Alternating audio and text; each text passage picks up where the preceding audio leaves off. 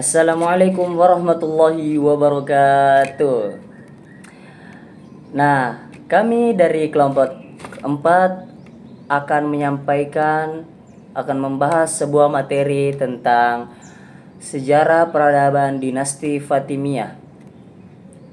Nah, sebelum kami masuk ke materi, pertama-tama kami akan memperkenalkan diri dulu. Yang pertama yaitu saya Muhammad Bintang Rizkillah dengan NIM 112308600000112.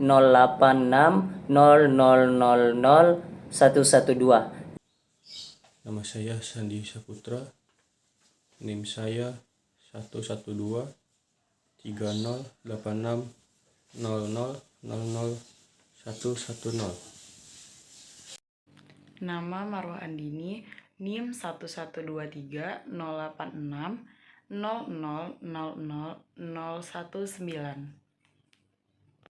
Saya Nur Hikmawati dengan NIM akhir 016. Nama saya Amanda Wahyu Dalila dengan NIM 112308600000123.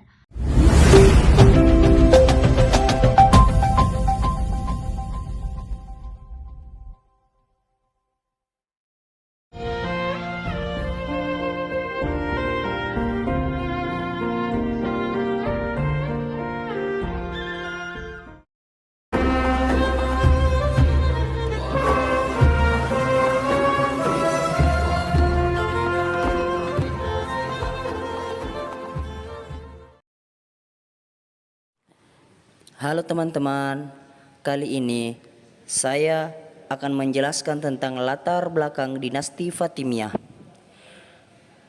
Dinasti Fatimiyah adalah salah satu dari dinasti Syiah dalam sejarah Islam. Dinasti ini didirikan di Tunisia pada tahun 909 Masehi sebagai tandingan bagi penguasa dunia muslim saat itu yang terpusat di Baghdad, yaitu Bani Abbasiyah. Dinasti Fatimiyah didirikan oleh Ubaidillah Al-Mahdi, kemungkinan keturunan pendiri kedua sekte Islamiyah. Berakhirnya kekuasaan Daulah Abbasiyah di awal abad ke-9 ditandai dengan munculnya disintegrasi wilayah. Di berbagai daerah yang selama ini dikuasai, menyatakan melepaskan diri dari kekuasaan pemerintah di Baghdad dan membentuk daulah-daulah kecil yang berdiri sendiri atau otonom. Di bagian timur Baghdad muncul dinasti Tahiriyah, Sariyah, Samaniyah, Ghasiniyah, Buaihiyah, dan Bani Saljuk. Sementara itu, jauh di bagian barat muncul dinasti Idrisiyah, Aglabiyah, Tuluniyah, Fatimiyah, Iksidiyah, dan Hamdaniyah. Dinasti Fatimiyah adalah merupakan salah satu dinasti Islam yang pernah ada dan juga memiliki andil dalam memperkaya khazanah sejarah peradaban Islam. Sama halnya dengan pengutusan Muhammad SAW sebagai Rasulullah telah menoreh sejarah Islam yang pada awalnya hanya merupakan bangsa jahiliyah yang tidak mengenal kasih sayang dan saling menghormati. Sejarah berdirinya dinasti Fatimiyah. Dinasti Fatimiyah berdiri pada tahun 297 Hijriah atau 910 Masehi dan berakhir pada 567 Hijriah atau 1171 Masehi yang pada awalnya hanya merupakan sebuah gerakan keagamaan yang berkedudukan di Afrika Utara, kemudian berpindah ke Mesir. Dinasti Fatimiyah termasuk dinasti Syiah yang didirikan oleh Ubaidillah Al-Mahdi. Dinasti ini berkuasa dari tahun 909 Masehi sampai dengan tahun 1171 Masehi atas dasar legitimasi klaim keturunan Nabi lewat Fatimiyah dan Ali bin Abi Thalib dari Isma anak Ja'far Shiddiq. Nah, dinasti ini didirikan sebagai tandingan bagi penguasa dunia muslim saat itu yang berkenaan dengan Baghdad, yaitu Bani Abbasiyah. Dinasti ini dinisabkan kepada Fatimah Zahra putri Nabi Rasulullah Shallallahu Alaihi Wasallam dan sekaligus istri Ali bin Abi Thalib radhiyallahu anhu. Dan juga dinasti ini mengklaim dirinya sebagai keturunan garis lurus dari pasangan Ali bin Abi Thalib. Adapun hal yang disebabkan beberapa faktor diantaranya, yaitu satu, pergolakan politik dan mazhab yang sangat kuat sejak wafat Rasulullah Shallallahu Alaihi Wasallam. Yang kedua, ketidakberanian dan keengganan keturunan Fatimiyah untuk mengiklankan nasab mereka karena takut kepada penguasa, ditambah lagi penyembunyian nama-nama para pemimpin mereka sejak Muhammad bin Ismail hingga Ubaidillah al-Mahdi. Dinasti Fatimiyah beraliran Syiah Ismailiyah dan didirikan oleh Said bin Husain al-Salamiyah yang bergelar Ubaidillah al-Mahdi. Ubaidillah al-Mahdi berpindah dari Suriah ke Afrika Utara karena propaganda Syiah di daerah ini mendapat sambutan baik, terutama dari suku Barber Ketama. Dengan dukungan ini, suku ini, Ubaidillah al-Mahdi menumbangkan gubernur Al-Gabiyah di Afrika, Rustamiyah Kaharaji di Taharaj, dan Isdirahajat Fes dijadikan sebagai bawahan. Pada awalnya, Syiah Islamiyah tidak mendapatkan gerakan secara jelas. Baru pada masa Abdullah bin Maimun yang mentransformasikan ini sebagai sebuah gerakan politik keagamaan dengan tujuan menegakkan kekuasaan Fatimiyah secara rahasia. Ia mengirimkan misionarir ke segala penjuru wilayah untuk Muslim menyebarkan ajaran Syiah Islamiyah. Kegiatan inilah yang pada akhirnya menjadi latar belakang berdirinya dinasti Fatimiyah. 1. Pasca kematian Abdullah bin Maimun, tampuk pemimpin dijabat oleh Abu Abdullah al-Husain melalui propaganda. Ia mampu menarik simpati suku Hitmah dari kalangan Barbar yang bermukir di daerah Kagibil untuk menjadi pengikut setia. Ubaidillah merupakan khalifah pertama Daulah Fatimiyah. Ia memerintah selama lebih kurang 25 tahun, 904 sampai dengan 934 Masehi. Dalam masa pemerintahannya, Al-Mahdi melakukan perluasan wilayah kekuasaan ke seluruh Afrika, meliputi Maroko, Mesir, Multa, Alexandria, Sardania, Corsica, dan Baleriek. Pada tahun 904 Masehi, Khalifah Al-Mahdi mendirikan kota baru di pantai Tunasia yang diberi nama Kota Mahdiyah yang didirikan sebagai ibu kota pemerintahan.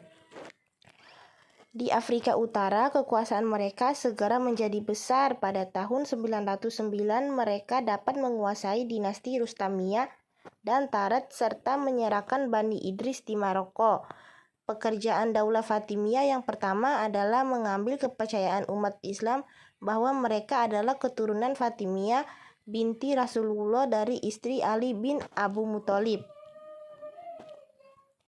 Nah, Daulah Fatimiyah memasuki era kejayaan pada masa pemerintahan Abu Tamin Ma'bud Daud yang bergelar Al-Mu'iz 953 sampai dengan 997 Masehi. Al-Mu'iz berhasil menaklukkan Mesir dan memindahkan pemerintahan ke Mesir.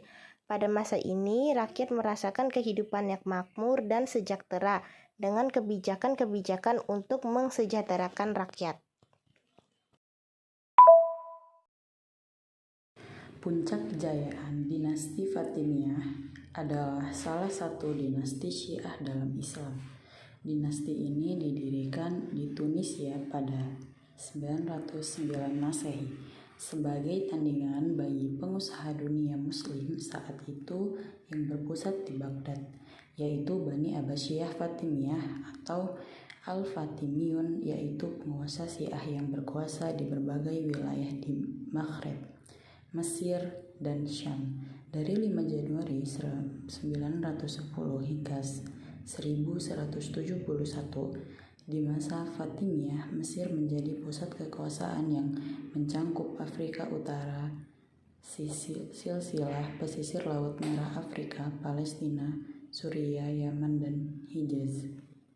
Nah, puncak kejayaan dinasti Fatimiyah pemerintahan Al-Aziz itu pada masa dinasti Fatimiyah, terutama pada waktu kekuasaan Abu Mansur Nizar Al-Aziz. Kehidupan masyarakat itu selalu diliputi oleh kedamaian. Hal ini juga merupakan imbas dari keadaan pemerintahan yang damai.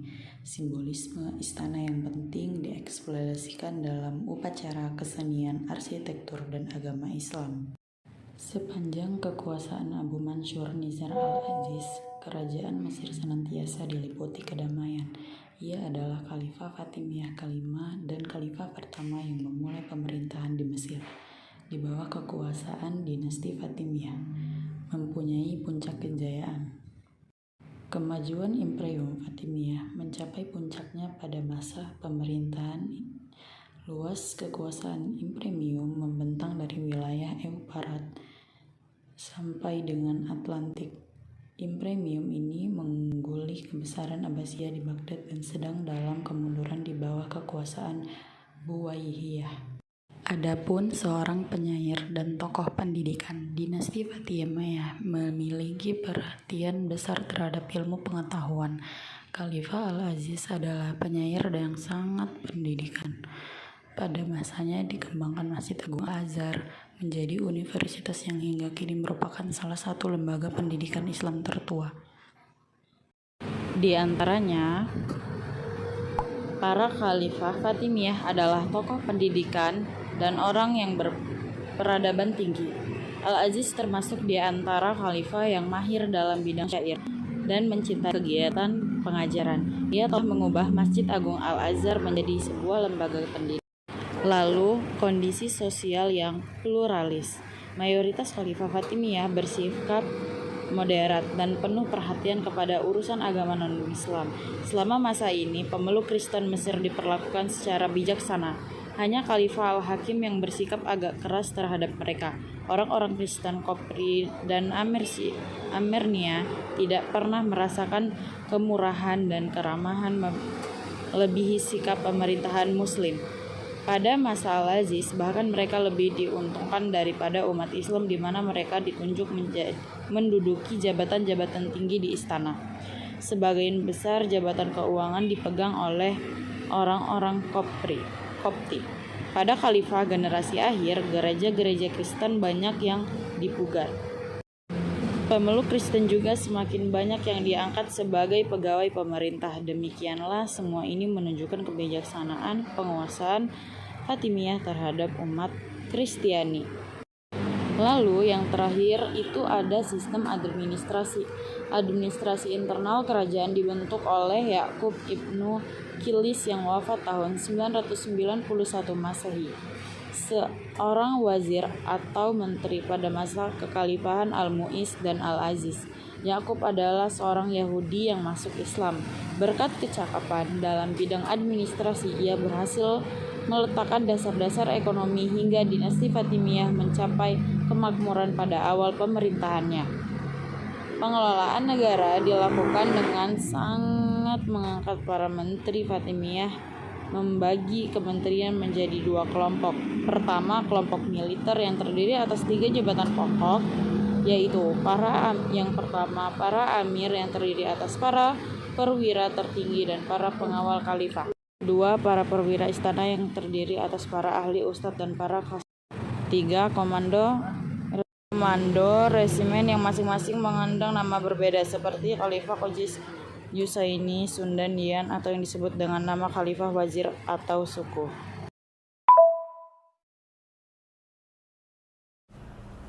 Kemunduran dan kehancuran dinasti Fatimiyah. Kekuasaan Khalifah Fatimiyah di Mesir mulai mengalami kemunduran ketika Bani Saljuk bersama pasukannya datang ke Baghdad dan mengusir keluarga Buwayhi, bahkan akhirnya menangkap tokohnya yang bernama Al-Basasiri. Hal ini tentu saja menimbulkan simpati masyarakat yang mayoritas Sunni. Sementara pada masa Al-Hakim ia pernah menyuruh algojonya untuk membunuh siapa saja yang tidak mengakui keistimewaan Ali. Dalam usaha ekspansi ke daerah-daerah, Fatimiyah telah banyak mengalami kesuksesan, dan yang paling penting adalah penaklukan di Mesir, Syria, dan Palestina. Di daerah Palestina dan Syria, Fatimiyah tidak dapat menguasai secara penuh sehingga terjadi pemberontakan seperti keluarga Tai dan pasukan Jarahid yang terus bergolak di Palestina dan kelompok Koromitah yang terus mengadakan perlawanan di Syria. Sebenarnya pada awalnya Khalifah Fatimiyah secara pribadi mengontrol semua kegiatan secara seksama, namun di antara khalifah ada yang menyerah tugas pengawasan ini kepada amir. Ketiga, peran khalifah yang tidak berfungsi secara utuh. Fatimiyah ada yang diangkat pada saat usia mereka masih kanak-kanak. Al-Hakim diangkat pada usia 11 tahun. Pemerintahannya ditandai dengan tindakan-tindakan kejam yang menakutkan. Barjuan sebagai guru yang mendampinginya, tentara yang mula-mula menaklukkan Mesir terdiri dari orang-orang barbar. Mereka menetap di garnizon yang dibangun pada setiap daerah taklukan, tak terkecuali juga di Mesir. Hal berguna untuk menjaga kewibawaan Khalifah Fatimiyah pada setiap daerah yang ditundukkan. Di samping itu ada kekuatan ketiga yang menambah keruh suasana dalam tubuh militer, yakni tentara dari budak hitam yang berasal dari Sudan yang tidak mau kalah dari para pendahulunya. Sebagai alternatif mengatasi kemelut ini, pada tahun 465 Hijriah atau 1073 Masehi, ia mendatangkan Badr al-Jamali, seorang jenderal yang kuat dan berpengaruh dari suku Armenia, dan menetapkannya sebagai wazir. Untuk menjaga kelanggengan kekuasaannya, wazir ini memerintahkan kepada orang kepercayaannya untuk membunuh para jenderal dan wazir yang berpengaruh. Alhasil, pada suatu malam pejabat tersebut mengundang mereka untuk sebuah pesta yang makanan dan minumannya sudah dicampuri racun mematikan. Dalam pikirannya, dengan kekuasaan militer yang ada di tangannya, maka segala hal dapat dengan efektif dikendalikan.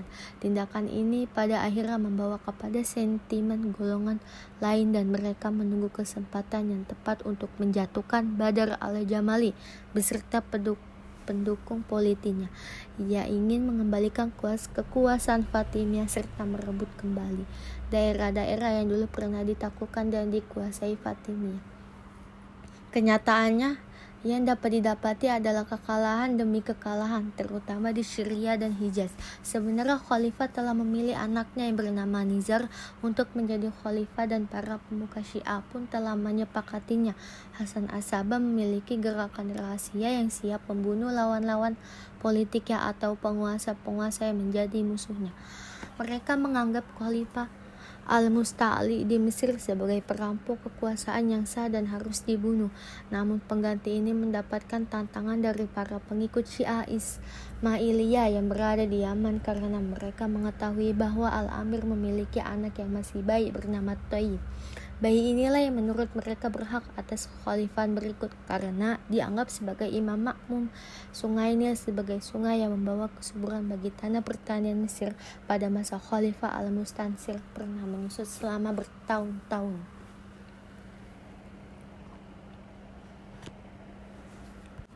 Ada beberapa faktor yang menyebabkan kemunduran Khalifah Fatimiyah tersebut, antara lain sebagai berikut. Pertama, politik Fatimiyah yang keras terhadap masyarakat Sunni Mesir untuk menganut dan mengakui asyara Syiah. Kedua, pengawasan terhadap daerah-daerah kekuasaan Fatimiyah melemah. Ketiga, peran khalifah yang tidak berfungsi secara utuh. Di antara khalifah Fatimiyah ada yang diangkat pada saat usia mereka masih kanak-kanak. Keempat, konflik dalam tubuh militer. Tentara yang mula-mula menaklukkan Mesir terdiri dari orang-orang barbar. Kelima, terjadilah pemberontakan di Mesir dan sekitarnya. Ketika Al-Mustansir berkuasa 1036 sampai 1094 Masehi, terjadi perselisihan antara jenderal dan wazir. Keenam, lemahnya perekonomian rakyat dan negara Sungai Nil sebagai sungai yang membawa kesuburan bagi tanah pertanian Mesir pada masa Khalifah Al-Muntansir pernah menyusut selama bertahun-tahun. Nah, sebagai kesimpulan, dinasti Fatimiyah adalah salah satu dari dinasti Syiah yang ada di dunia dalam sejarah Islam. Dinasti ini didirikan di Tunisia pada tahun 909 Masehi oleh Ubaidillah Al-Mahdi sebagai pendirinya. Fatimiyah adalah dinasti Syiah yang dipimpin oleh 14 khalifah dari Afrika dan Mesir mulai dari tahun 909 Masehi sampai dengan tahun 1171 Masehi, yaitu kurang lebih selama 262 tahun. Kekhalifahan Fatimiyah lahir sebagai manifestasi dari idealisme orang-orang Syiah yang beranggapan bahwa yang berhak memangku jabatan ialah orang-orang atau keturunan dari Fatimah binti Rasulullah Shallallahu Alaihi Wasallam. Kekhalifahan ini lahir di antara dua kekuatan politik, yaitu Abbasiyah di Baghdad dan Umayyah II di Cordova. Selama kurun waktu 262 tahun, Fatimiyah telah mencapai kemajuan yang sangat pesat, terutama pada masa Al-Mu'izz, Al-Aziz, dan Al-Hakim. Kemajuan-kemajuan itu mencakup berbagai bidang, yaitu kemajuan dalam bidang perdagangan, kemajuan di bidang seni, kemajuan dalam bidang pengetahuan, kemajuan di bidang ekonomi, dan kemajuan di bidang keamanan dan pertahanan. Nah, adapun keruntuhan dinasti Fatimiyah disebabkan oleh beberapa kelemahan yang ada pada masa pemerintahannya. Kelemahan-kelemahan itu antara lain yang pertama, politik dinasti Fatimiyah yang keras terhadap masyarakat Sunni Mesir untuk menganut ajaran Syiah. Yang kedua, pengawasan terhadap daerah-daerah kekuasaan Fatimiyah sudah mulai melemah. Yang ketiga, lemahnya perekonomian rakyat dan negara. Yang keempat, adanya resistensi dari orang-orang Sunni dan Nasrani di Mesir. Yang kelima, terjadinya perebutan kekuasaan antara bangsa Barbar dan bangsa Turki, terutama dalam bidang militer. Dan yang keenam atau yang terakhir, datangnya serbuan dari tentara salib dan perang khilafah tidak berfungsi secara utuh. Nah, terima kasih. Itulah pembahasan materi dari kelompok 4 yang telah membahas tentang sejarah peradaban dinasti Fatimiyah, mulai dari latar belakang, sejarah berdirinya, hingga sampai keruntuhan dan kemunduran dinasti Fatimiyah. Terima kasih atas perhatiannya.